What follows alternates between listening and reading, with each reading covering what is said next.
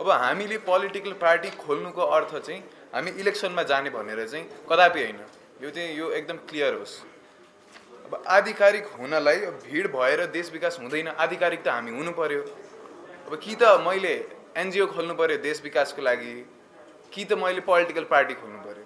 त्यो बाहेक त नत्र हुलमुल मात्रै हुन्छ। अब हुलमुलमै भएर देश विकास गर भन्न तले मिल्दैन, मिल्छ भने भनिदिनुहोस् होइन। सो त्यस्तो छ। त्यही कारणले कि त एनजिओ खोल्नु पर्यो कि त हुलमुलै गर्नु पर्यो। अहिलेको जस्तो जेनजी यतापट्टि तितर बित्तर, यता प्रधानमन्त्रीले 5 वटा बोलाउने, यता राष्ट्रपतिले 5 वटा बोलाउने। अब यस्तो गर्दाखेरि लिड कसले गर्ने, म्यान्डेट कसले दिने, डाइरेक्ट कसले गर्ने होइन। एउटा चाहियो नि। पहिला लिड हेडलेस भनेर चाहिँ हामीले के पायौँ त? अहिले सबैजना छरिएको छ।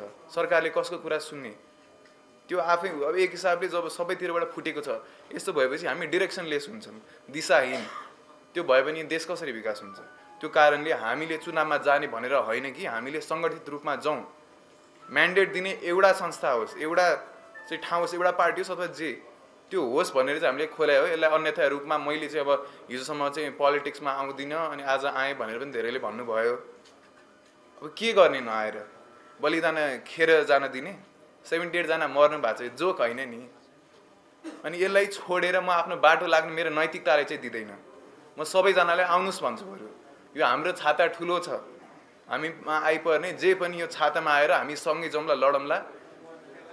यो खालको क्रान्ति चाहिँ अब यो धेरै समयपछि आउने कुरा हो। आज छोड्यौँ भने भोलि आउँदैन, आज देशलाई छोड्यौँ भने भोलि आउँदैन। म अब अगाडि बढ्छु। बटम लाइन पुरा नभई हामी चुनावमा जान तयारी छैनौँ, गर्दैनौँ, भए मात्रै जाने हो है। यो क्लियर भयो।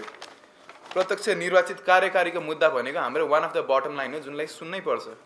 यो बिना कतै पनि जानेवाला छैनौँ। पार्टी खोल्नुको अर्थ चुनाव लड्न होइन।